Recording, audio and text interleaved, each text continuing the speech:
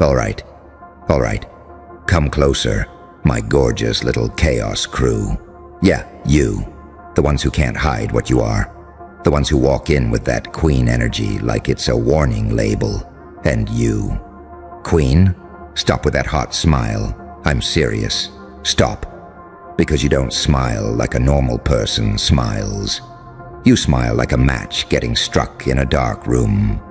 You smile like you already know what it's gonna do to people. And you do it anyway. And then you act surprised when someone's whole life starts wobbling. Like, what? Me? Yeah, you. You erect them in the sweetest way. Not with fists, not with threats, not with some dramatic movie villain stuff. Nah. You did it with a look, with a vibe, with the kind of warmth that feels like home, right before it becomes a wildfire. Let's talk about that, because I know exactly what happened. They were fine before you, or at least they were pretending they were fine. They had their routines, their little rules, their I don't care persona, their carefully built emotional bunker with the do not enter sign taped to the door. Then you showed up, not even trying that hard, just existing, just being you. And you gave them that smile, that I see you smile, that I know what you are even if you don't smile. That smile that says, I could ruin you, and you'd thank me for it. And suddenly they're not sleeping right. They're checking their phone like it owes them money. They're replaying conversations in their head like it's a song they can't turn off. They're staring into space, thinking about your laugh, your eyes, your voice, your presence. Like it's a drug they didn't mean to take, but now can't stop craving. And you're over there like, oh, that's cute. No, that's not cute. That's dangerous. Because when someone meets you, when someone really feels you, something inside them starts collapsing. Not the bad stuff first. The control, the fake calm, the armor they've been polishing for years. You didn't just flirt with their attention. You grabbed their whole inner world and shook it until all the hidden feelings fell out like loose change. And here's the part nobody wants to admit. They loved it. They hated it. They loved it again. They hated themselves for loving it. Then they loved you for making them feel alive. Because that's the real damage, isn't it? Not heartbreak, not rejection. It's the fact that you made them feel something real. And once someone tastes real, they can't go back to numb. They tried, though. Oh, they tried. They told themselves you're just a person. They told themselves they've seen better. They told themselves they're not that type. They told themselves, I'm too busy. I'm too grown. I'm too guarded. I'm too smart for this. And then you smiled again. And all that logic, gone, evaporated, like it never existed. That's what you do, Queen. You don't just attract people. You expose them. You show them how lonely they've been acting. You show them how much they've been settling. You show them how long they've been starving for softness and trying to call it strength. And yeah, sometimes your sweetness is the sharpest thing in the room because it's not violent, it's not loud, it's not obvious, it's just unavoidable. You ever see somebody trying to hold it together around you, trying to act normal, trying to keep the mask on, and their voice changes a little. Their posture shifts. Their eyes keep flicking back to you like you're gravity. They laugh a little too hard at jokes that aren't even that funny. They suddenly start caring about how they look, what they say, whether you notice them. They start performing, and it's embarrassing, and it's beautiful, and it's the moment they realize they're cooked. Because they didn't plan for you. They didn't train for you. They didn't prepare their defenses for somebody who feels like sunlight but hits like lightning. And you You don't even need to chase. You don't need to beg. You don't need to prove yourself. You walk in and the room starts negotiating with itself. People start trying to become worthy, not because you asked, because your energy makes them confront the gap between who they are and who they could be. That's why it's triggering, because you don't just make them want you. You make them question everything. Their standards, their relationships, their choices, their type, their boundaries, their ego, their entire identity they built on, "I don't need anyone." And suddenly the same person who used to brag about being emotionally unavailable is sitting there like, "Wait, why do I care? Why does this bother me? Why do I want her approval? Why do I feel like I'm losing something if she walks away?" Welcome to the circus, sweetheart. Now listen, here's the part I want you to understand, audience. If you're the one getting wrecked, if you're the one feeling destabilized, if you're the one acting tough but secretly spiraling, that doesn't mean you're weak. It means you've been asleep. You've been surviving on autopilot. You've been numbing out, minimizing your needs, pretending you don't care because caring costs something. And then somebody like her shows up and your nervous system goes, "Oh, so this is what alive feels like." That's not weakness. That's your heart waking up and stretching like it's been in a cage. But here's the warning, and I need you to hear this, Queen. Your smile, it's a gift. It's also a blade. Not because you mean harm, but because you don't always realize what people bring to you. Some people come to you already cracked, already bleeding inside, already one bad day away from losing it, and your sweetness feels like salvation to them. So they start worshiping the feeling you give them. They start confusing your attention with healing. They start thinking if they can just be close to you, they won't feel empty anymore. And that's where things get messy. Because you can't be someone's oxygen forever. You're not a life support machine. You're not a rehab center. You're a person, a powerful one, but still a person. So if you're gonna walk around with that kind of smile, you have to wield it like you respect it. Not fear it, respect it. Because a queen doesn't apologize for being magnetic. A queen just learns how to hold the crown without burning the entire kingdom down. And now, I'm gonna get real uncomfortable. Because empowerment isn't pretty, it's honest.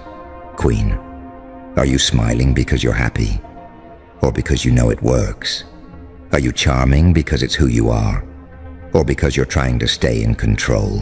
Are you being sweet because you mean it? Or because sweetness is the safest way to keep people close without letting them too deep? Yeah, that's the part people don't like. Because sometimes that hot smile is armor.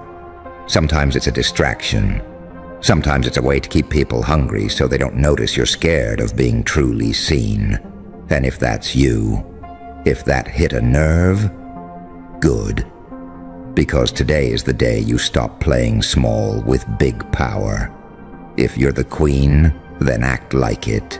Not the insecure version, not the performative version, not the "I'll ruin them before they can leave me" version. The real version.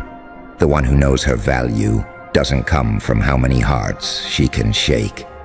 It comes from how she can stand in her own presence without needing anybody to validate it.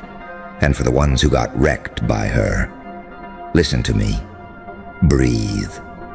Stop turning this into a tragedy. You didn't get destroyed. You got exposed. You got shown where you're still starving, where you're still searching, where you still need to do the work. Because if a smile can knock you off your axis, that means your axis was never stable. And that's not shame. That's information. So take the information, use it. Stop stalking their socials like it's gonna give you closure. Stop rereading messages like it's a ritual.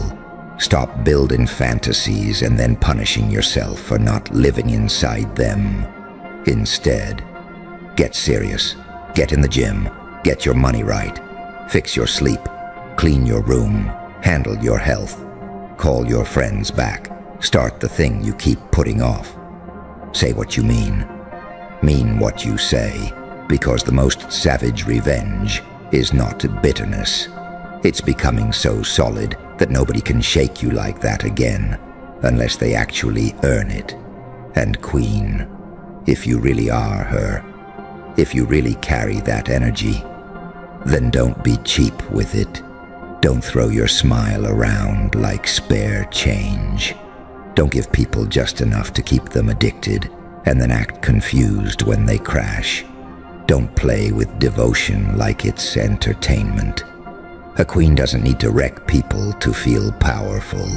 A queen makes people better just by existing near them because her standards force growth. So here's what I want you to do. And I mean today. Look in the mirror and ask yourself, am I the kind of woman who leaves people better or just more obsessed? And if you're honest, if you realize you've been collecting attention like trophies, cool. No guilt spiral, no fake apology tour, just growth. You can be sweet and still be responsible. You can be magnetic and still be kind. You can be dangerous and still be intentional, because the sweetest wreckage is when someone meets you and finally decides to stop living like a victim.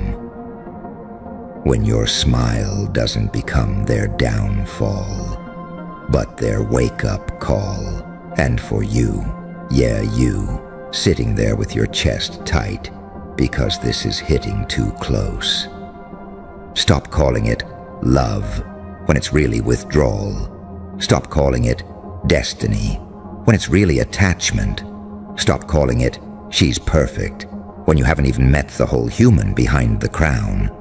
If she's a queen, she's not here to save you. She's here to test you, to challenge you, to force you to rise. So, rise. Let that hot smile be the spark, not the cage. Let the wreckage become a blueprint. Let the obsession turn into discipline. Let the longing turn into momentum. Because if a single person can break your focus, then your focus was never yours in the first place. And the moment you take it back, the whole world starts looking different. And that's when you realize you weren't falling apart. You were being rebuilt. And you can feel it happening right now, in your chest, in your breath, in the way your mind is starting to say, okay, so what do I do next? And that's when you lean in and you decide you're not going to beg for a smile ever again. You're going to become the kind of presence that makes the room go quiet when you walk in, because you learned the lesson and you're not done with it, not even close. Because that's the difference between being impressed and being unchained. Being impressed fades. Being unchained rewires you. That queen smile didn't just mess with your feelings. It messed with your identity. It touched that part of you that's been pretending you don't want more. You know the part that acts chill, the part that jokes everything off, the part that says, I'm good with a straight face while your chest is screaming. You were out here calling it peace. That wasn't peace. That was you playing dead to avoid getting hurt. And then she showed up, that hot smile, that glow that looks soft but hits like a punch, and the dead parts of you started twitching. You felt it, that weird heat behind the ribs, that sudden urge to do better, that random need to prove yourself, that jealousy you didn't think you had, that fear you didn't want to admit. The way you started moving different, talking different, thinking different, even walking different. You looked at yourself like, who even am I acting like? Exactly. That's the point. Because when somebody triggers you like that, it's not always about them. It's about what they activated. They activated the hunger. They activated the insecurity. They activated the hope. They activated the grief. They activated the dream you buried because it was easier to say you didn't care. And you hate her for it. A little. You love her for it. A lot. You want to know what real wreckage looks like? It's not crying in the shower. It's not a sad playlist. It's not typing a message then deleting it. Real wreckage looks like you sitting in silence, staring at the ceiling, realizing your whole "I'm fine" era was a lie. Real wreckage looks like you recognizing you've been half living. Real wreckage looks like you feeling too much and not knowing where to put it. And that's where people get it twisted. They blame her smile. They blame her eyes. They blame her energy. The truth is uglier. The truth is better. You were overdue. Overdue for a wake-up call. Overdue for a reality check. Overdue for a moment where the mask slips and you finally see the cost of being numb. That queen didn't destroy you. She exposed the part of you that needed rebuilding anyway. And queen, yeah, I'm talking to you again, because I know you feel the power in your own face. You've watched people fold in real time. You've watched the tough ones get quiet. You've watched the loud ones start stuttering. You've watched the confident ones start second-guessing themselves. And it feeds you, don't lie. It feeds you because it reminds you that you matter. That's not evil. That's human, but power with no self-awareness turns into a mess, a pretty mess, a tragic mess, a mess that leaves people addicted to a version of you that isn't even real. Because sometimes that hot smile is a performance. Sometimes it's a shield with glitter on it. Sometimes it's you saying, "Look at this," so nobody looks behind it. Behind it is the part of you that gets tired, the part that feels lonely even in a room full of people, the part that wonders if anyone would stay if you stopped being that girl for 5 minutes. That part deserves respect too. That part deserves softness too. That part deserves a life that isn't built on reactions and attention and proving something. And everybody listening who got wrecked by a queen like that, listen close. If you keep chasing the smile, you're gonna miss the lesson. If you keep treating her like the solution, you're gonna keep refusing to solve yourself. People get addicted to what a queen represents. Confidence, freedom, heat, danger. That "I don't need you" energy that makes you want her even more. And you start thinking, if she chose me, I'd finally feel chosen. That's the trap. Feeling chosen isn't supposed to be outsourced. That's something you build in your own spine. That's something you earn in private. When nobody's watching. When the phone is face down. When your feelings are loud and you don't run. Because real confidence isn't loud. Real confidence is disciplined. Real confidence is boring sometimes. Real confidence is you doing what you said you'd do, even when nobody claps. That's why her smile hit you like that. It wasn't magic. It was contrast. She looked like everything you weren't allowing yourself to be. Bold, unapologetic, present, alive. And you felt small next to that. Not because you are small, because you've been shrinking yourself on purpose. Shrinking to be liked. Shrinking to avoid conflict.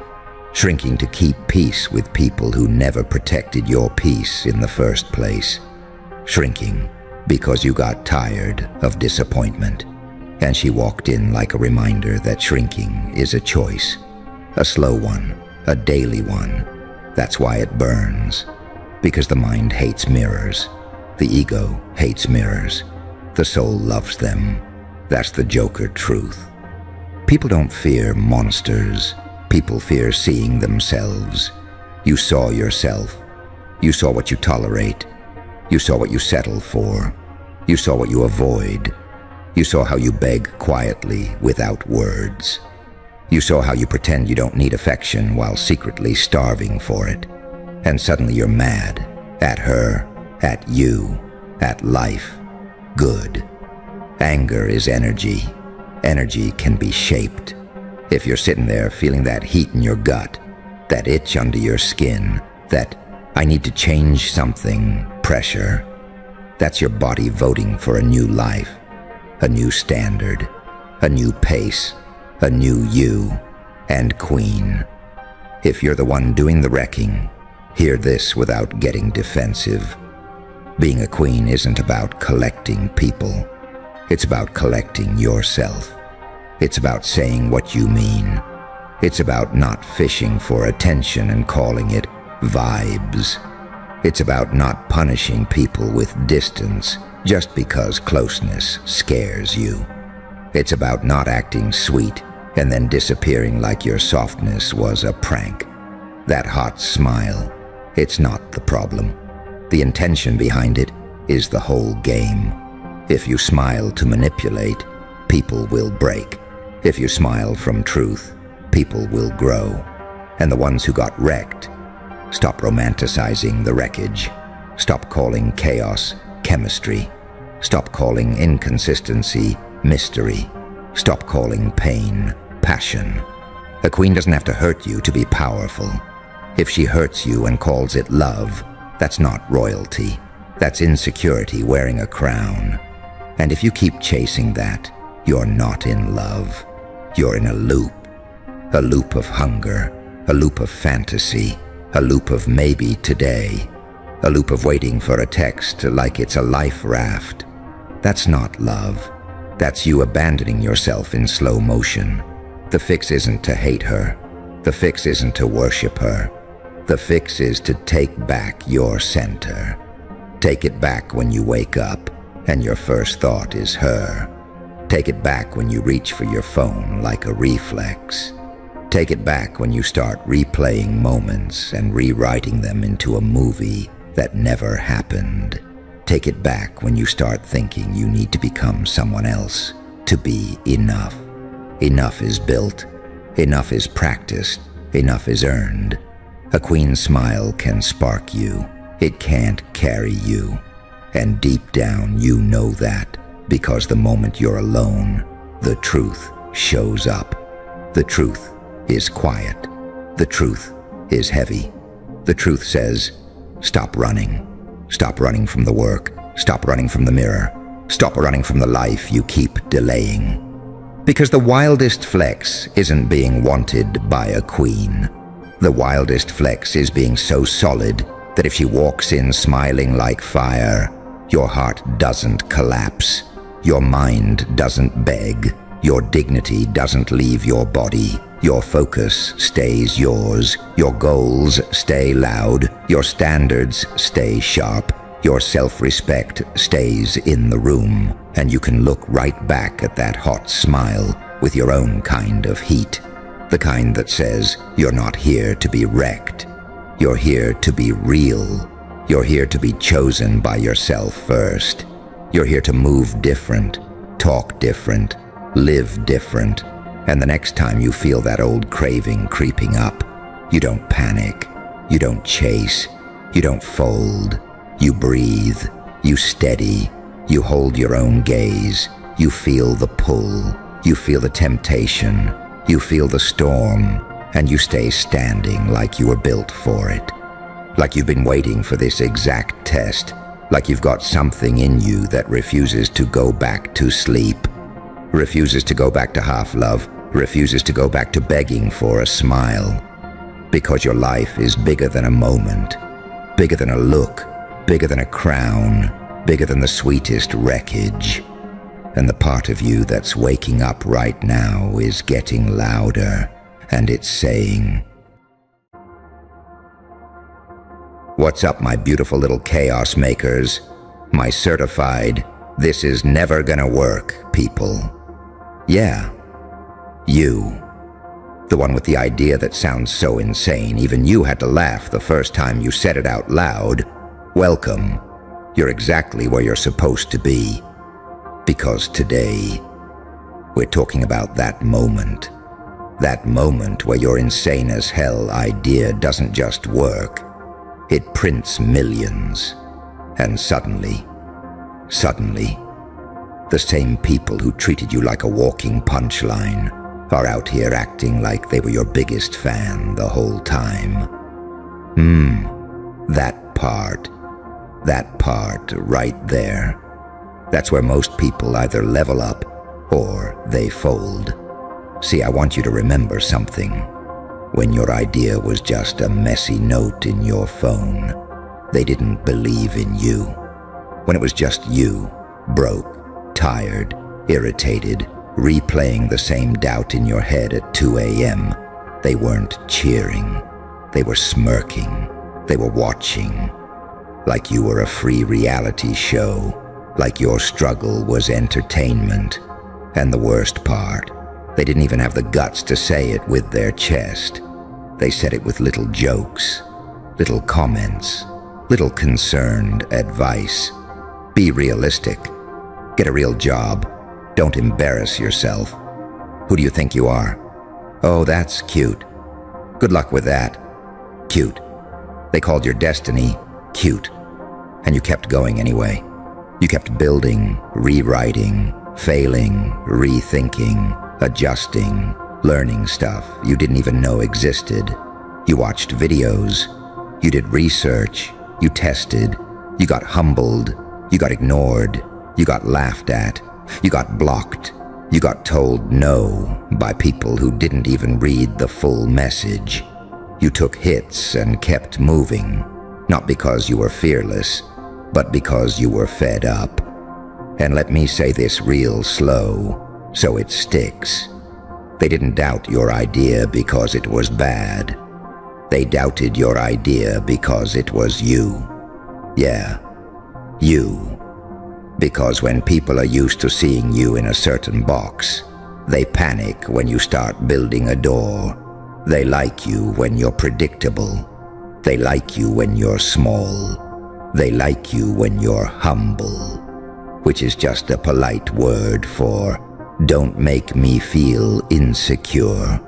They like you when you're grinding silently so they can keep feeling superior without doing any work themselves.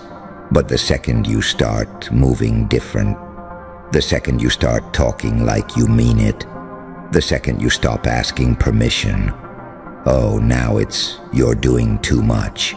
Now it's you changed. Now it's who does this person think they are? And you know what's funny? They'll say that like it's an insult. Like, yeah, I changed. I got tired of being everybody's emotional support character. I got tired of being the one people come to for comfort, while they secretly pray I never surpass them. I got tired of being humble in rooms where nobody was even brave. So let's talk about the switch up, right? Because the switch up is a universal language. One day you're delusional, next day you're inspiring. One day you're wasting time, next day you're so disciplined. One day they leave you on read, next day they're double texting, proud of you far. One day they act like your dream is embarrassing, next day they're reposting you like they discovered you. And that's when you learn the truth about people. Not the truth they say out loud, the truth they are. Because when the money hits, when the numbers hit, when the results hit, they don't suddenly understand. They just suddenly want to be attached to the shine. They want to be close enough to your success so they can feel like they participated without paying the price. They want to stand next to your win, like it's a group project, like they didn't ghost you in the struggle, like they didn't doubt you to your face. like they didn't talk about you behind your back, like you were some delusional clown. And listen, I'm not telling you this to make you bitter. Bitter is weak. Bitter is letting them live in your head rent-free. I'm telling you this so you don't get played. Because the moment you win, the moment you become undeniable, people don't show up with congratulations first. They show up with a claim. They claim they always believed. They claim they knew you had it. They claim they saw it coming. They claim they supported you. Supported you how? By doubting you in HD, by telling you to be realistic, by disappearing when you needed encouragement, by acting weird when you started making progress. Nah, that's not support. That's spectatorship. And here's the brutal part. Some of the worst switch-ups won't come from strangers. Strangers at least have the decency to be strangers. It'll be the people closest to you, the ones who had front-row seats to your stress, the ones who watched you build from nothing, the ones who saw you get knocked down, and instead of saying, "How can I help?" they said, "I don't get it." Instead of saying, "I'm proud of you," they said, "Don't get your hopes up." Instead of saying, "Keep going," they said, "That's risky." And now that you're winning, now they want to be included. They want access. They want favors. They want discounts. They want introductions. They want a piece of your network. They want a piece of your time. They want a piece of your energy. And you, because you're a real one, your first instinct is to be loyal. Your first instinct is to say, well, maybe they just didn't understand. Your first instinct is to forgive, to explain, to open the door. Careful, because you can forgive people and still keep the door locked. Forgiveness is internal. Access is earned. Let me repeat that for the part of you that still wants to be liked by everybody. Access is earned, and you don't earn access by switching sides when the outcome is safe. You earn access by showing love when the outcome is uncertain. See, anybody can clap when you're on stage. That's easy. That's free. But who checked on you when you were backstage, sweating, shaking, doubting yourself, trying not to fall apart? Who encouraged you when nobody was watching? Who shared your work before it was cool? Who defended your name when you weren't in the room? That's your circle. That's your people. Everybody else, that's the crowd. And crowds will cheer for anybody. Crowds will also boo you the moment it's convenient. Crowds don't love you. Crowds love what you represent. So when your insane as hell idea prints millions, don't you dare let the applause hypnotize you. Applause is loud, but it's not loyal. Now listen, I want to talk to the version of you that's still healing. The version of you that remembers every disrespectful laugh, every little smirk, every comment that was meant to shrink you. Because here's the thing nobody tells you. When you win big, it doesn't just feel good, it also hurts. Yeah, it hurts, because you start replaying moments in your head like, so y'all really saw me struggling and just watched. You start realizing how many people were comfortable with you being the underdog. You start realizing that some people were never rooting for you. They were just waiting for you to fail so they could feel better about their own life. And that realization, that's a punch to the chest, but you don't crumble from it. You use it. You use it like fuel. Because your success isn't just money, it's proof. It's proof you were right to trust yourself. Proof you were right to keep going. Proof you were right to be stubborn. Proof you were right to look crazy. Let's be honest. To build anything real, you have to be a little insane. You have to be irrationally committed. You have to be delusionally consistent. You have to keep moving, even when the evidence isn't obvious yet. Because the world doesn't reward potential.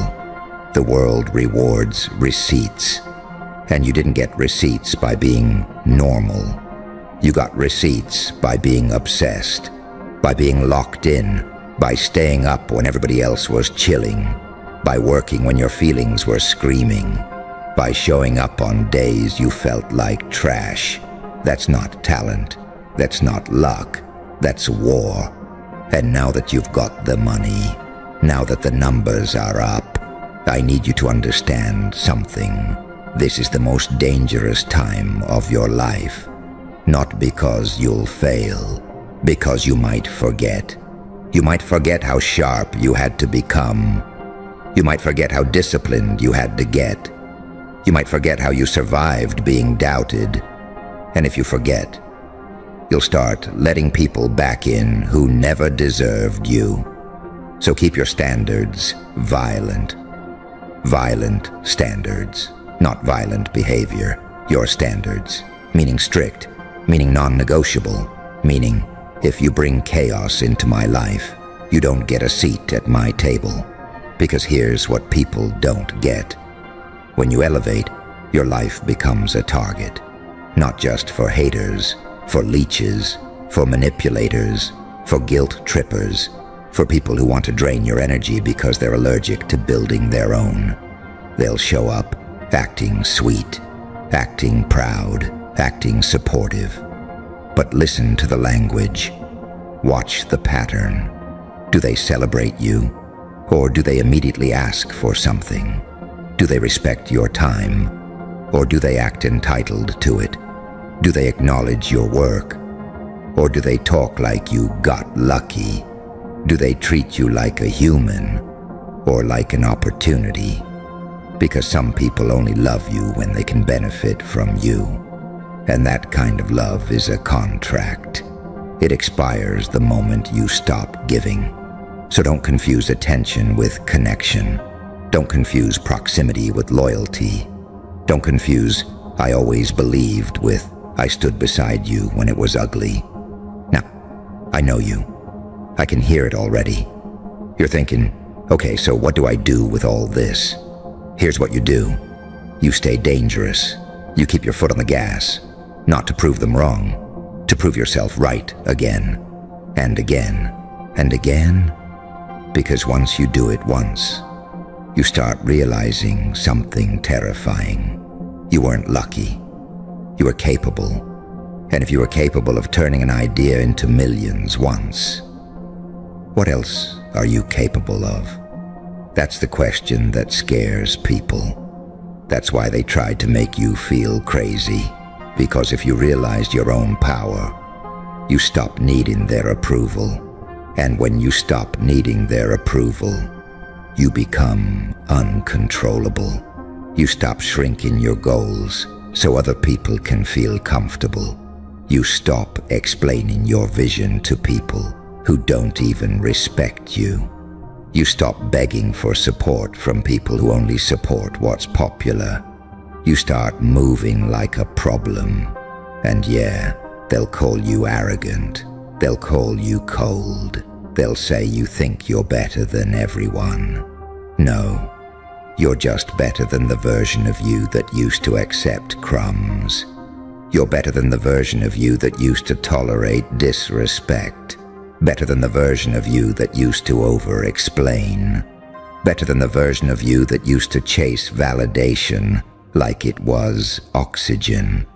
And here's the sweetest part. When they swear they knew it all along, you don't argue, you don't debate, you don't expose them.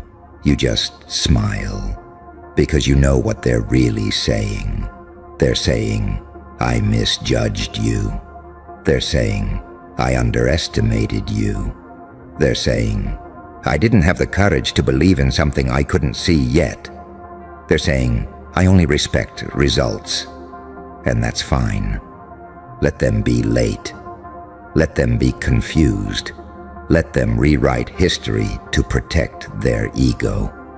You're not building a legacy to be understood by everybody. You're building a legacy to be remembered. And I want you to sit with this thought. You survived being laughed at. You survived being doubted. You survived being lonely in your vision. You survived the awkward stage where nothing makes sense and nobody claps. So don't you dare become soft now. Don't you dare start acting like you owe people a piece of you because they showed up after the storm. Because the truth is, you didn't just make money. You made a statement that says, I don't need permission to win. A statement that says, I don't need a committee to approve my dream. A statement that says, if I can think it, I can build it. And if somebody wants to be in your life now, cool, but they follow the rules. Respect first, honesty first, energy matching first, because you're not the same person who was begging the world to take you seriously. You're the person the world has to explain now. And if you're sitting there listening to this, still feeling that old rage, that old pain, that old, I'll show them, good. Don't erase it. Don't numb it. Don't pretend it didn't happen. Just aim it. Aim it at your discipline. Aim it at your focus. Aim it at the next level you're building. Because the people who doubted you are going to keep watching. They're going to keep talking. They're going to keep switching up. And you're going to keep evolving. You're going to get sharper with your decisions, cleaner with your boundaries, colder with your time, more precise with your circle. And the next time they say, I always believed in you, you'll hear the translation without even thinking about it. You'll hear, I didn't believe in myself. You'll hear, I needed you to stay small. You'll hear, your courage exposed my comfort. And you'll keep moving because you've got something they don't. You've got proof that you can take a wild idea, a ridiculous idea, an idea that sounds like a joke, and turn it into reality with your own hands. So stay insane, stay obsessed, stay locked in, stay so committed it makes people uncomfortable. Because comfort never built anything legendary, and you didn't come this far just to be digestible for people who only show love when it's safe. You know, you didn't crawl through doubt just to lay down in approval. You didn't turn pain into power just to hand that power to the same mouths that tried to shrink you. So keep building, keep scaling, keep upgrading your mind, keep stacking your wins. And when the room gets quiet again and the hype fades and it's just you with that next impossible idea sitting in your chest like a grenade, don't flinch, don't explain, don't ask. Just start, just move, just create, just execute. Because somewhere out there, the next version of you is already real and it's waiting for you to catch up to it. And the funniest part is they're going to swear again they knew it all along. They're going to swear again they saw it coming. And you're going to keep walking forward like it's normal, like it's expected, like it's inevitable, because for you, it is.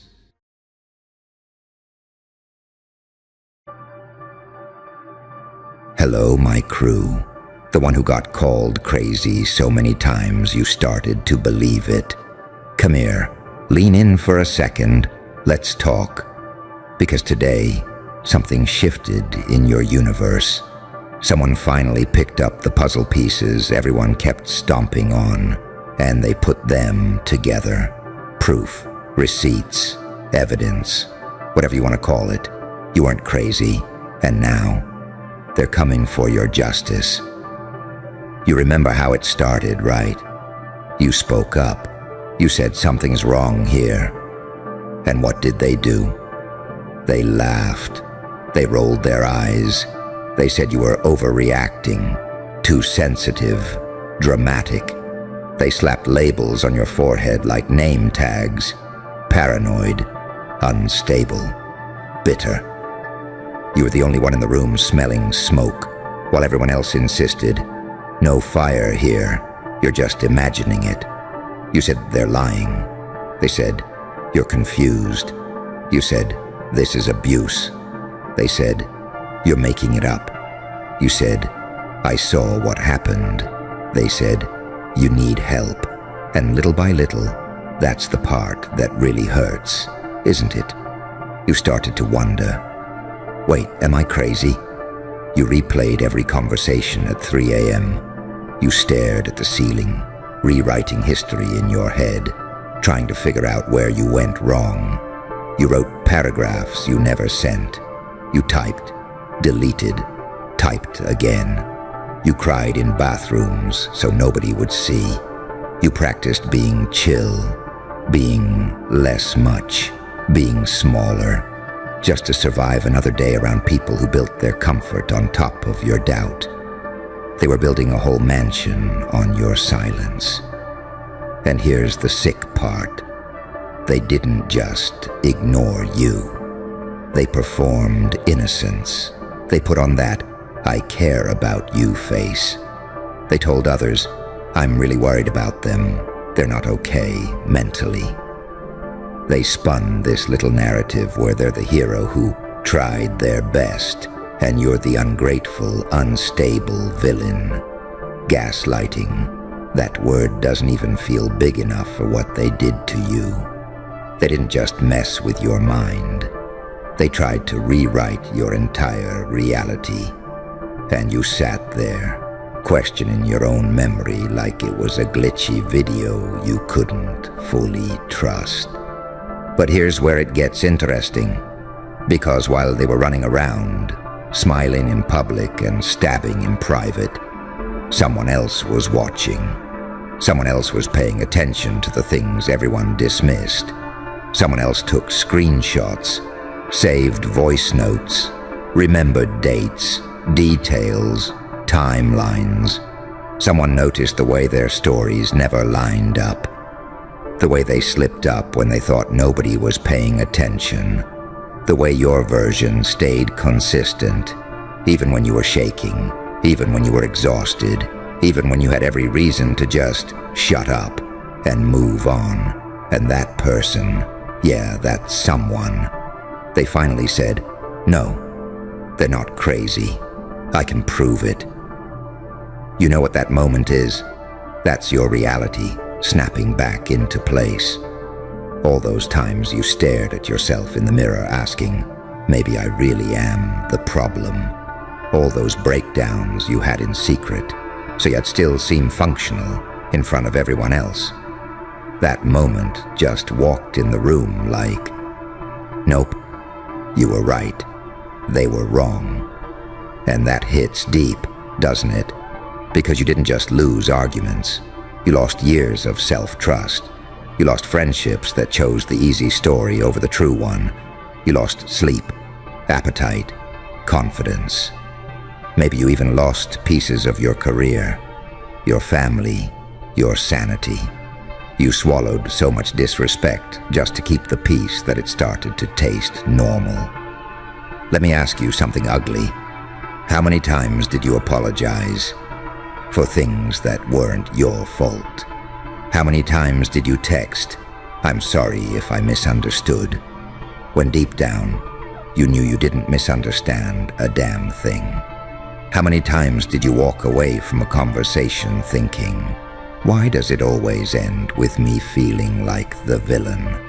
You bent yourself into origami just to fit inside their version of events. You made your truth smaller, softer, quieter, so you wouldn't cause drama. But here's the punchline. They were the ones writing the script. You were just trying to survive inside it. And now the script is cracked wide open. There's video, there's audio, there are messages, there's documentation, there are witnesses, there's a timeline that only makes sense if you were right from the start. You know what that means? That crazy label. It was never yours to carry. They stapled it onto you because that was easier than looking in the mirror. So listen to me, because this part is important. You weren't crazy. You were early. You saw the problem before everyone else wanted to admit it existed. You saw the cracks in their halo. You saw the monster behind their smile. You weren't unstable. You were awake.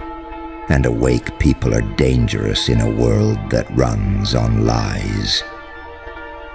Now there's someone with evidence. Someone who's not just shrugging and saying, "That's messed up." Someone who's saying, "I'm willing to go all the way with this. I'm willing to stand next to you. I'm willing to fight." Do you understand how rare that is? Most people see injustice and go, "Damn, that's crazy." Scroll, swipe, move on. But this one stayed. This one collected proof. This one chose you over convenience. They're not just showing up with words. They're showing up with receipts.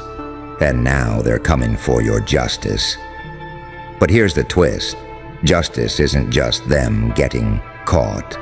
Justice isn't just some legal outcome or public exposure.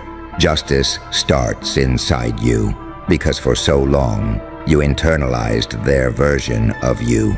The too much, the overdramatic, the broken one, the unstable one. So even if the whole world suddenly says, "Wow, you were right," if you don't update that story in your own head, you'll still walk around like the accused. But you're not on trial anymore. You're the witness. You're the survivor. You're the one who made it through the psychological war zone and still remembers what actually happened. You're not the villain in this narrative. You're the glitch in their script that refused to be edited out. Let's talk about that rage boiling in your chest, though, because I know it's there. The part of you that thinks, greater than if this proof existed all along. Greater than why did I have to go through all that alone? Where was this person when you cried yourself to sleep? Where was this evidence when you were getting side-eyed and whispered about? Where was justice when your name was getting dragged while theirs stayed clean? It's okay to feel angry about that. That's not you being negative. That's your nervous system finally realizing I wasn't the broken one. Something was done to me. You have every right to be furious, but don't let that fury eat you from the inside. Aim it, point it, use it. That rage, that's energy, and energy can either explode randomly or be focused like a laser. This is where the Joker part comes in, yeah? Because the world expects you to just take the apology, take the "oh wow, you were right," and calmly move on like nothing happened. Smile. Be gracious. Be the bigger person. Shake hands. Accept the half-hearted "we didn't know" from people who never bothered to ask. But you're not going back to playing that polite little role. You're not going back into the box they buried you in. You're not interested in being the quiet, tidy version of yourself who doesn't make anyone uncomfortable. You've seen too much to go back to small. You know what happens when proof finally lands on the table? All their little stories start to fall apart. The lies don't line up. The masks crack. The fake concern, the fake innocence, the fake confusion. It all starts to look ridiculous under the light of evidence. Suddenly the people who called you crazy are stumbling over their own words. Suddenly the ones who said, "that doesn't sound like them," are watching a video of exactly them doing exactly what you described. Suddenly the "let's not jump to conclusions" crowd is face to face with conclusions they can't escape. And you're standing there like, "This is what I was screaming about while you told me to calm down." But here's the real power move. You don't use this moment to prove you're normal. You don't use this moment to beg to be accepted back into their little circle. You don't use this moment to say, "See, I'm not crazy. Please like me again." No. This is where you evolve past caring, whether they like you at all. You don't need their approval anymore. You don't need their validation anymore. You don't need their, "Wow, I misjudged you" confession to sleep at night. You've got something better now. Your own mind back. Justice isn't just them being exposed. Justice is you refusing to shrink back down. Justice is you saying, greater than, "I will never again apologize for seeing clearly." Justice is you trusting your instincts the next time you smell smoke, even if everyone else is saying, "Relax, it's fine." Justice is you walking away at the first sign of manipulation instead of waiting for the fire to reach your room. Justice is you setting boundaries so high they need a ladder to get near you. And you're not handing out ladders anymore. This someone who's coming with proof? They're important, yeah, but don't get it twisted. They're not the hero of your story. You are. Because they saw something, but you lived it. They collected evidence, but you survived the war zone that created it. They're brave for stepping up now. But you were brave when nothing and no one had your back. Don't erase your own courage just because you're finally being believed. You weren't weak all this time. You were strong enough to hold on to your truth in a world that insisted it didn't exist. That's not weakness. That's spine of steel type strength. And look, I know part of you wants revenge. Not just justice, revenge. You want them to lose what you lost. You want them to feel what you felt. You want their world to crack the way yours did. That's human. Don't shame yourself for that, Shadow. You went through hell. It's natural to want the flames to spread. But here's where things get strategic. If you let revenge drive the car, you end up in the same ditch they came from. Because they lied to look powerful. They manipulated to stay in control. They twisted the story to protect their image. You're not here to become them with better evidence. You're here to be different. Let the evidence do what the evidence does. Let the truth burn what it needs to burn. But you focus on building. Building a life where your nervous system isn't constantly braced for impact. Building relationships where being honest doesn't feel dangerous. Building a version of yourself that doesn't flinch every time someone says, "Can we talk?"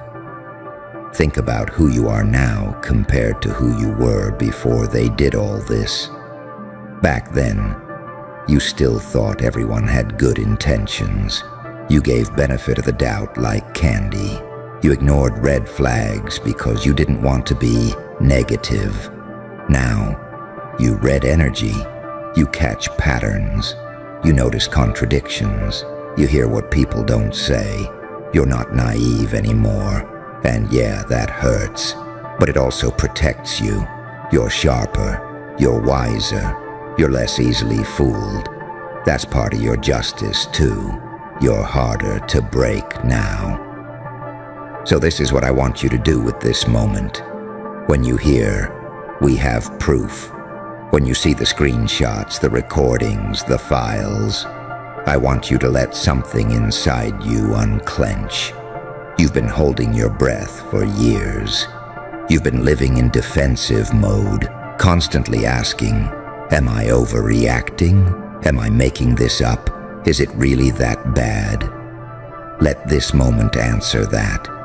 You are not imagining it. You are not exaggerating. You are not unstable. You are outnumbered. You are outvoted. You are outtalked. You are outperformed by people who lie better than you pretend. That's all.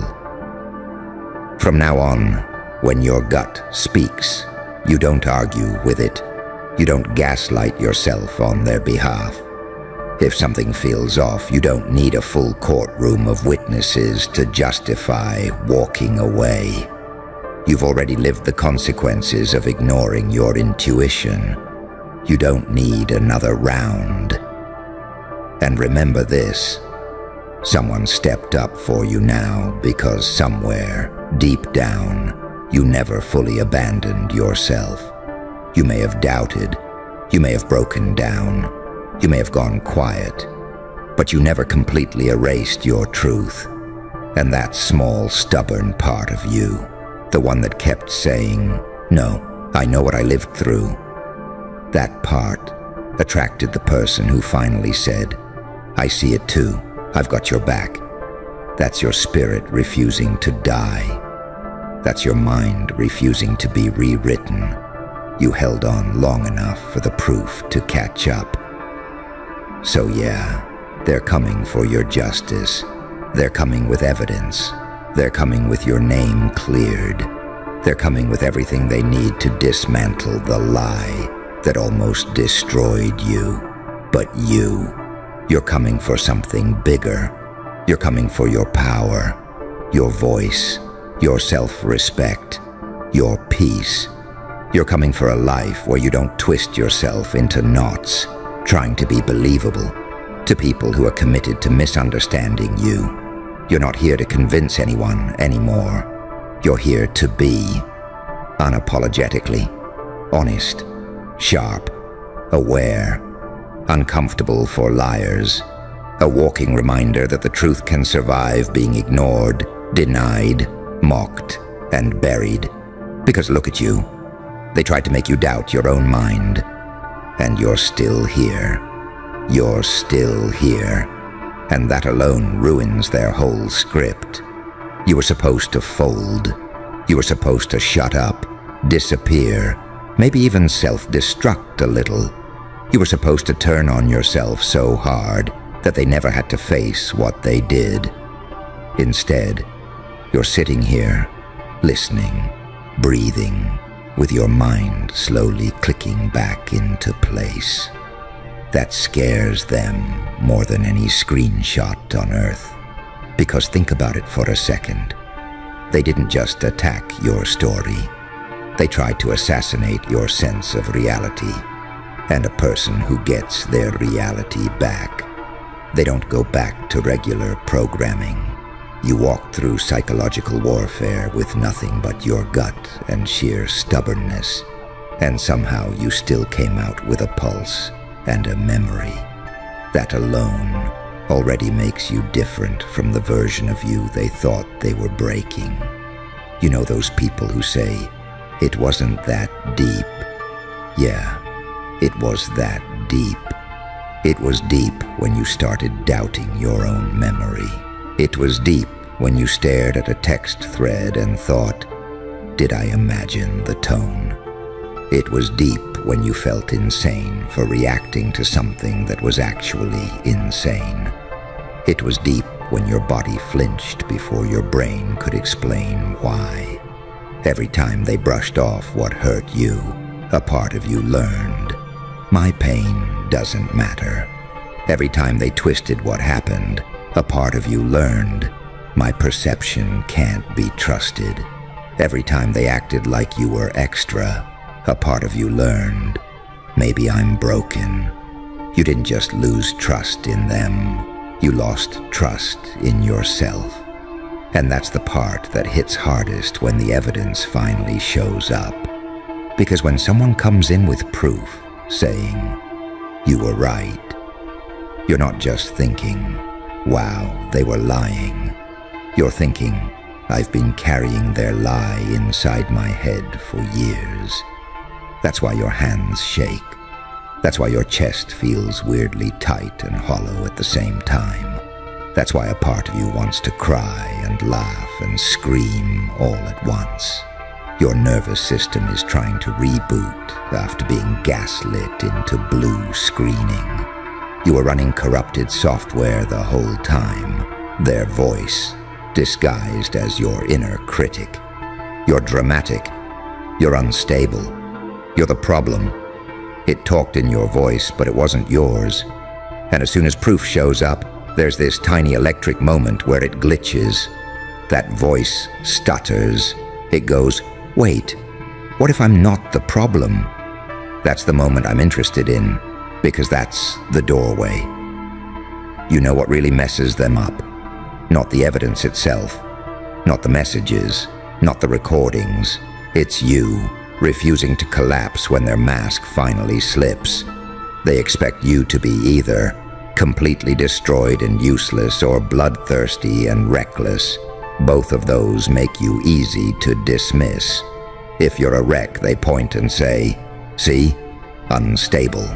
If you're wild with revenge energy, they say, see, dangerous. You being clear, grounded, calm in a dark, unsettling way, that terrifies them. There's a kind of quiet that's scarier than shouting. You're stepping into that. You're not deranged. You're not foaming at the mouth. You're just done playing dumb for their comfort. It's that energy of greater than I see everything now, greater than I remember everything, greater than and I'm not gaslighting myself about it anymore. That's Joker energy right there. Not the cartoon chaos, the unnerving clarity, the part of you that looks at the whole situation and goes, oh, the game was rigged from the beginning. All those times they forgot what they said. All those I never said that moments. All those you're twisting my words, accusations. You weren't crazy. You were talking to someone who edits reality mid-sentence. And you kept trying to have a logical conversation inside their funhouse mirror. Every time you said, look, this hurt me, they didn't address the hurt. They attacked your ability to feel hurt. You were playing chess. They flipped the board and blamed you for the mess on the floor. Now the receipts are sitting there like, actually, here's the board, here's every move, here's the exact moment they lied. You know what that does? That gives you back context. You stop wondering if you overreacted. You stop digging through your own memories like a crime scene. You stop asking, was I too harsh? And start asking, how did they manage to sleep at night? And something inside you straightens its back. You start seeing your old self with different eyes. That version of you that kept speaking up. You used to cringe thinking about them. You used to think, why couldn't I just stay quiet? Look again. They weren't embarrassing. They were brave. They were outnumbered, shaking, not fully believing themselves anymore. And they still said, this isn't right. That's not crazy. That's courage. The world loves calling people crazy when they don't fold correctly. You didn't collapse on cue. You didn't break in a way that made anyone else comfortable. You got loud at the wrong time. You cried in the wrong room. You told the truth to the wrong person. You messed up the vibe. They weren't trying to protect truth. They were trying to protect comfort. Your voice was bad for business. Apologies are expensive. Accountability is expensive. Admitting you were wrong costs ego, status, control. Easier to shove you into the unstable box and move on. And yet, here you are, with proof landing like a hammer on the glass. Kind of funny, right? They gambled everything on you never being believed. And the universe handed someone the exact receipts they never wanted to exist. There's another layer to this that eats at you. The people who watched and stayed quiet. Not the main villain, the side characters. The ones who saw things, heard things, felt in their gut that something was off. But they chose silence over discomfort. You begged them with your eyes. You hinted. You vented in half sentences. You dropped little pieces of the truth to see if anyone would catch them. They shrugged. They changed the subject.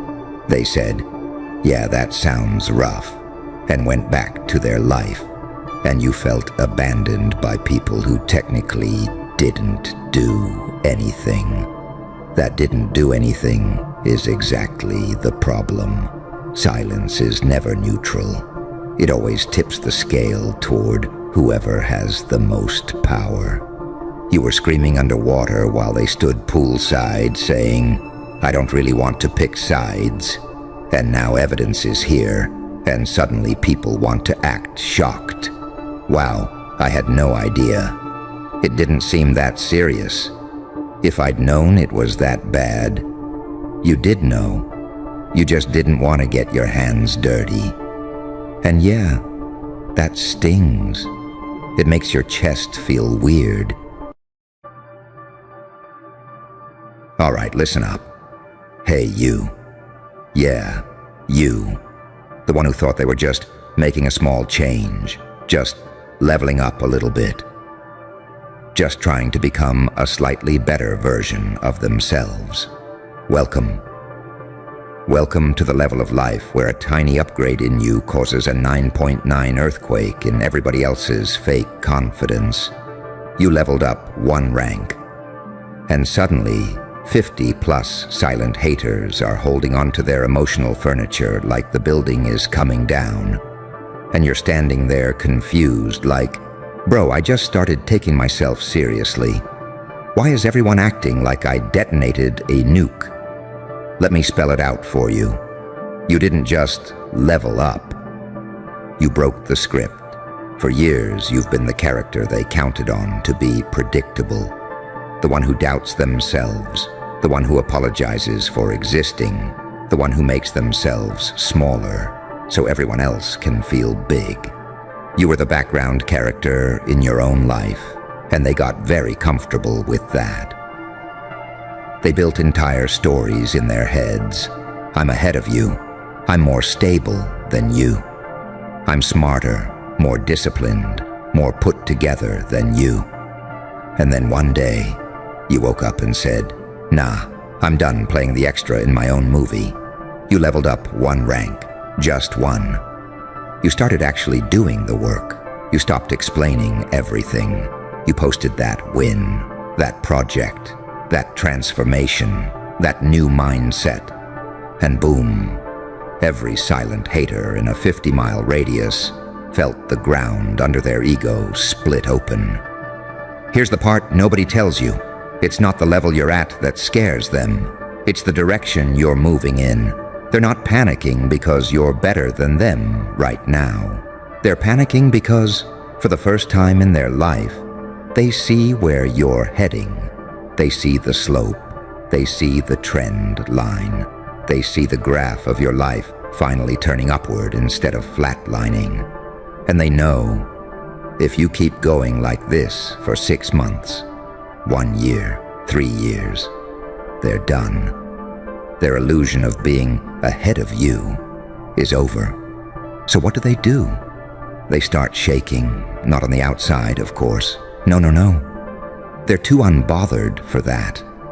On the outside, they'll hit you with, "Wow, you changed. Don't forget where you came from. You're doing too much. You're acting different." On the inside, magnitude 9.9 on the ego scale. Let's break that down, because you need to really understand what's happening here. A 9.9 earthquake doesn't just rattle a glass on the table. It shatters foundations. It exposes which buildings were never solid to begin with. Your level up is that quake. You start waking up earlier. Start eating like you respect your body. Start building something real. Start moving different. Start demanding more from yourself. And suddenly, their carefully constructed identity. At least I'm doing better than you.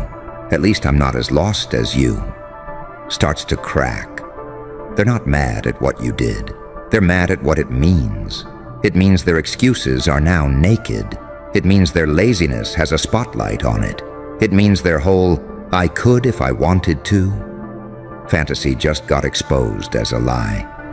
Because if you, the one they secretly counted out, the one they mentally kept at the bottom, the one they low-key laughed at, If you can change, what does that say about them staying the same?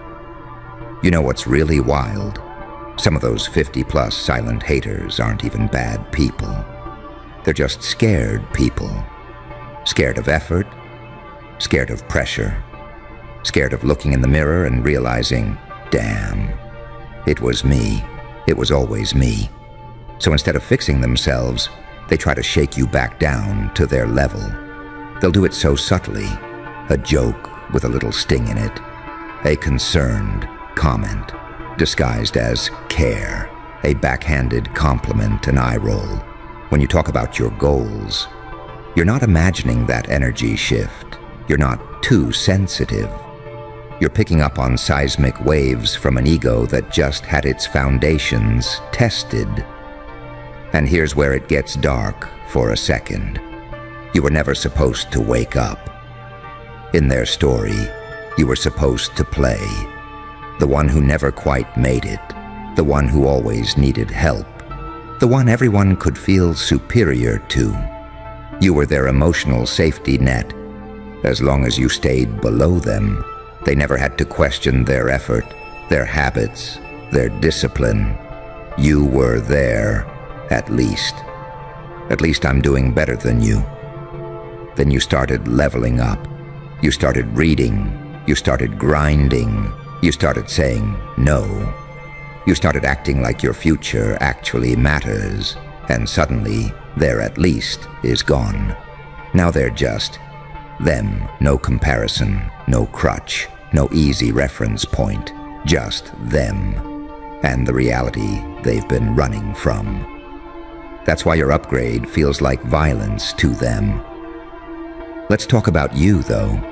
Because right now, you're sitting there wondering, why does it hurt so much that they're acting like this? You expected applause. You expected, I'm proud of you. You expected people to be happy that you're not drowning anymore. Instead, you got distance. You got shade. You got weird vibes. You got people going extra quiet the second your name pops up with something good attached to it. And yeah, I know, you act like it doesn't bother you. You're like, Ndi, I don't care, I'm just doing me. But deep down, it stings, because you never betrayed them. You betrayed the broken version of yourself. For once. And they took that personally. So here's the uncomfortable truth. When you leveled up one rank, you didn't just lose friends. You lost access. Access to rooms where self-pity is the main language. Access to conversations that go nowhere. Access to people who only liked you when you were struggling, confused, and easy to predict. You became a foreigner in your old world. And that's supposed to happen. You can't walk around as a higher version of yourself and still expect to feel at home in places built for your lower self.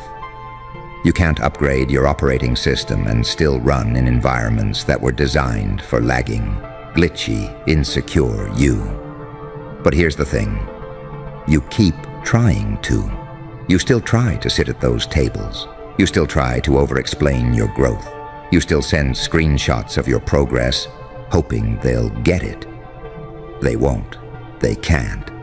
Because your progress does not feel like hope to them. It feels like evidence that they've been wasting time.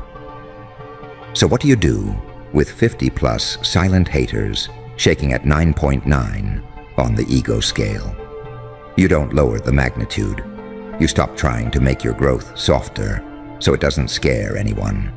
You stop dumbing down your ambition to keep the peace. You stop shrinking your wins so nobody feels threatened. If their ego is built on sand, that is not your construction problem. You are not a therapist for insecure people who only loved you as long as you were losing. You are not emotional bubble wrap for fragile egos. You are the quake.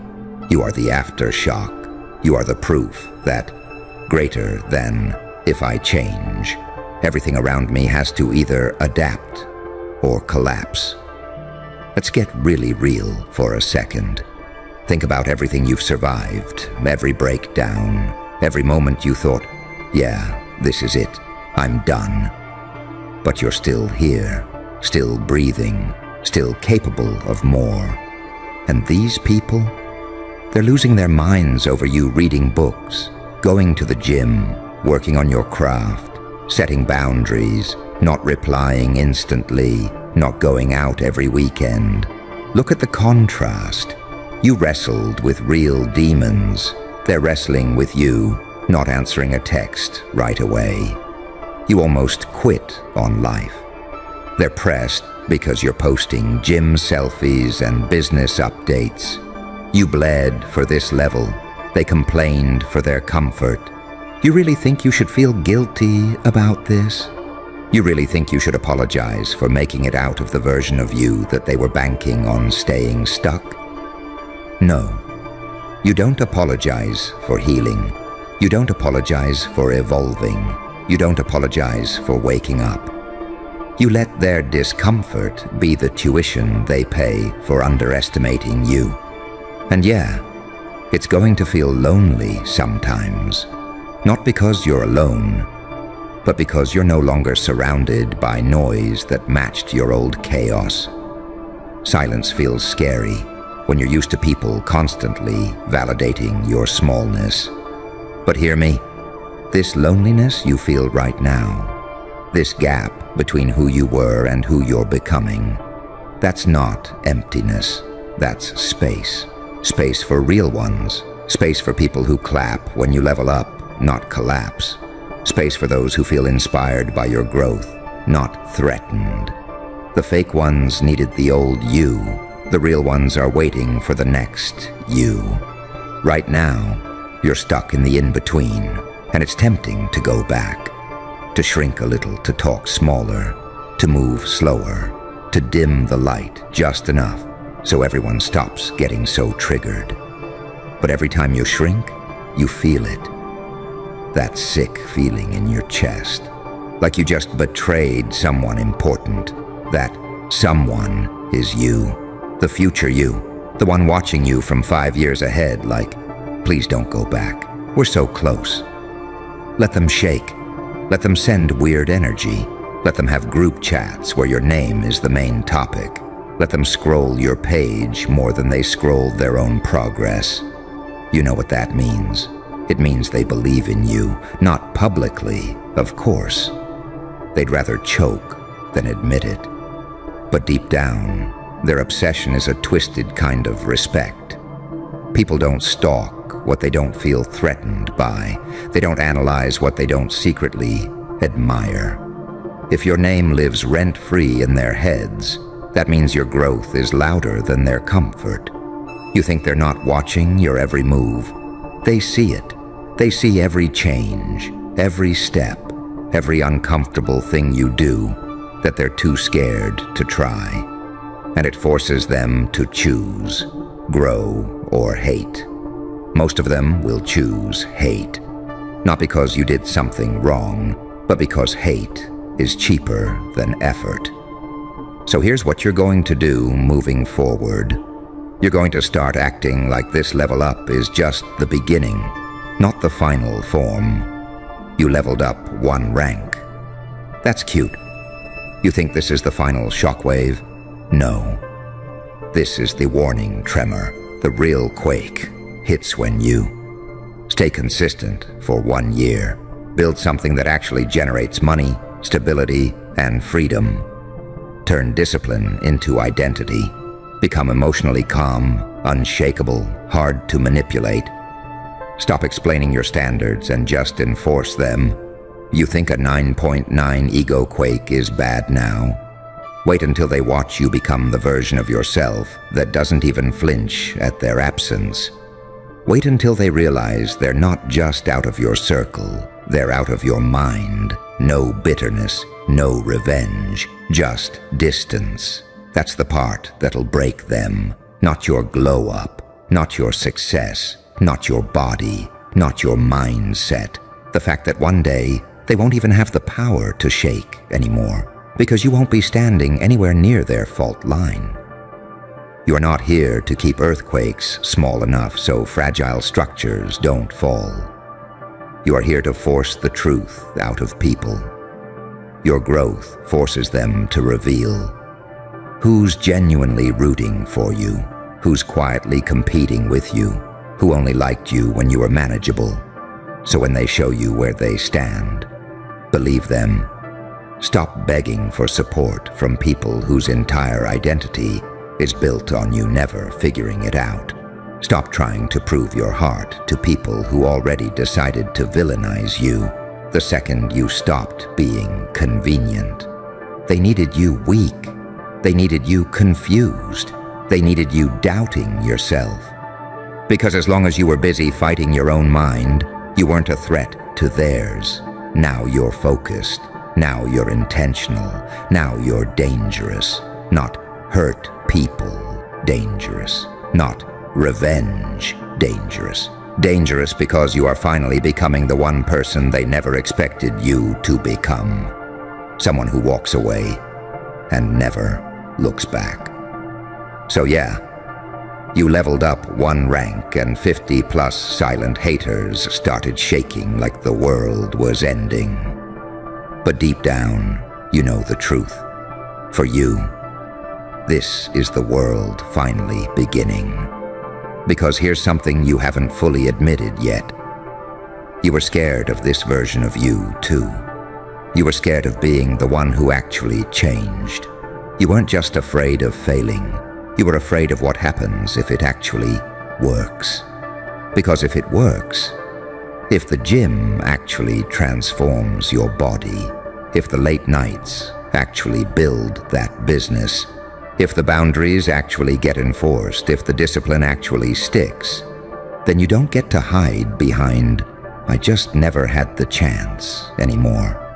You become living proof that it was never the world holding you down the whole time.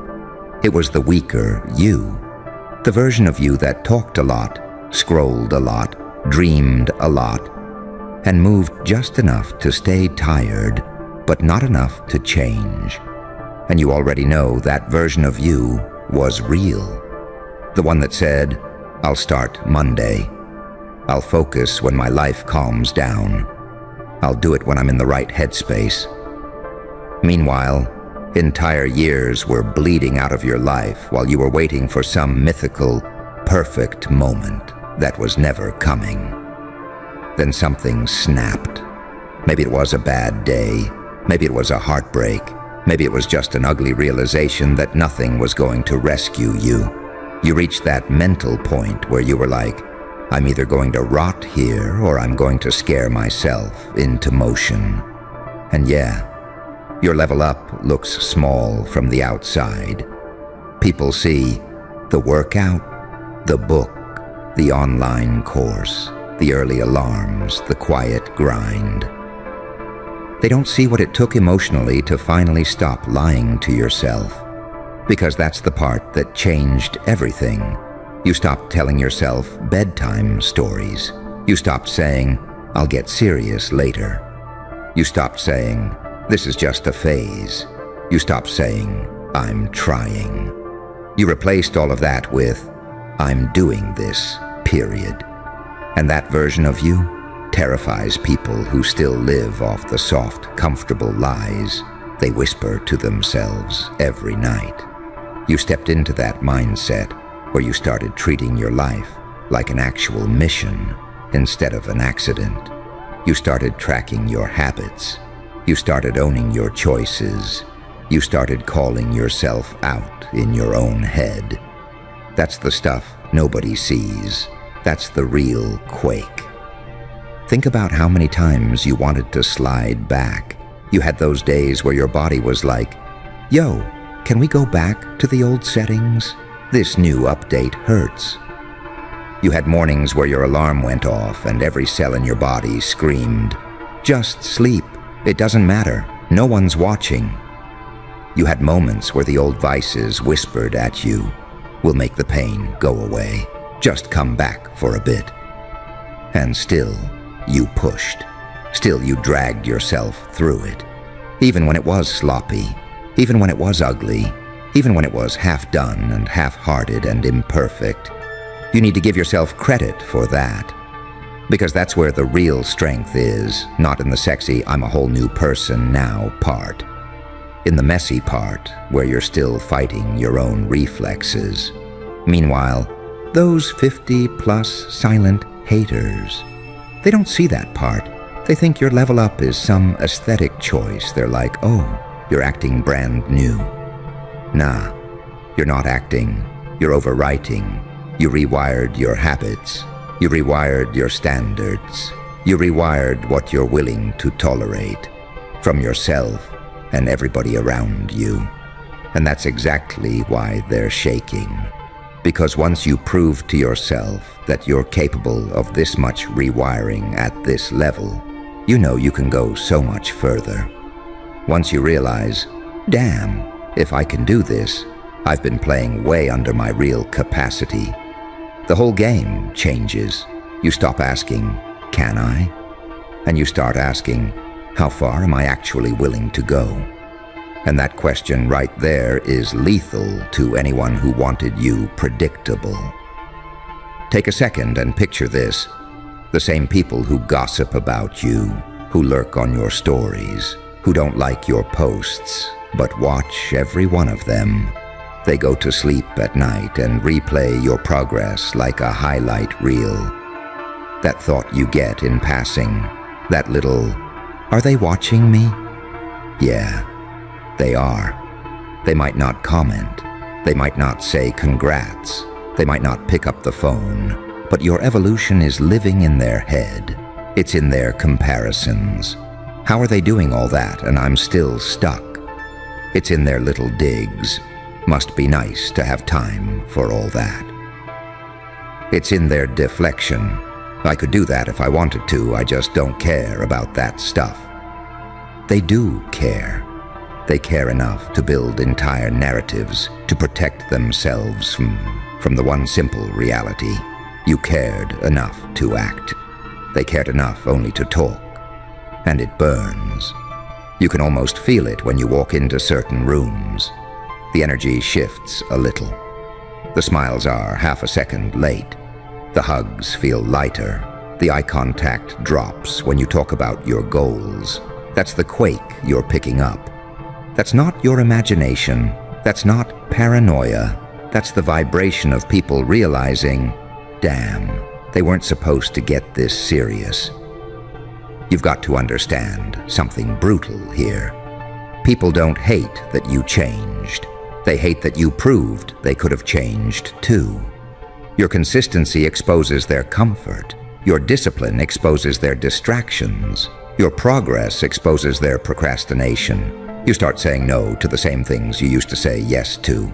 You used to drop everything for everyone, always be available. Go out just because you were asked. Entertain every rant, every drama, every vent session. Then your priorities changed. You started protecting your time.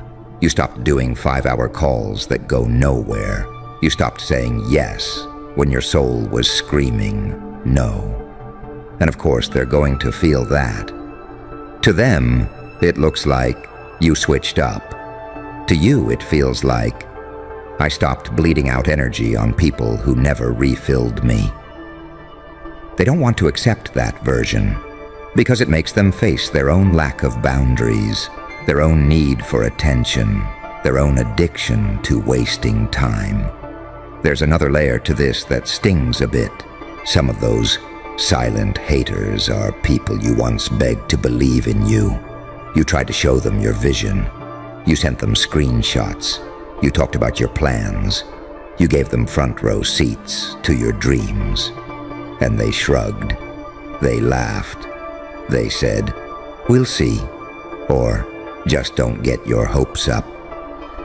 And then slowly, you stopped talking and started executing. You went off the radar a bit. You disappeared from certain circles. You replaced meaningless conversations with work. Then one day, you popped back up with results. Not promises, proof. Results they didn't think you'd ever have. That's when the quake hit. You didn't even mean to make a statement. You were just living. You were just finally being who you always knew you could be. Yet your existence turned into a walking "I told you." Not because you said it out loud, but because your progress shouted it for you. And that sound is unbearable to anyone who bet against you. You know what's funny, though? You used to think you needed their validation to go harder. You used to think, if they would just support me, I could really do this. Look at what's actually happening. They doubted you. They stayed quiet. They left you unseen. They gave you no energy, no encouragement, no push. And you leveled up anyway. You turned neglect onto fuel. You turned silence into focus. You turned lack of support into self-support. That right there is power. Because if you can build momentum with no applause, imagine what you can do once you stop, even subconsciously, begging for it. You're already dangerous to their comfort just by being one rank up. You haven't even fully stepped into the version of you that doesn't care who claps. That version of you moves different. That version of you builds without posting every step for approval, heals without making a show of it, learns in private, creates in silence, shows up with finished products instead of promises. By the time that version of you becomes normal, half of the people who are shaking right now won't even recognize you anymore. And that's all right, because you're not doing this to be recognized. You're doing this to stop disappearing from your own life.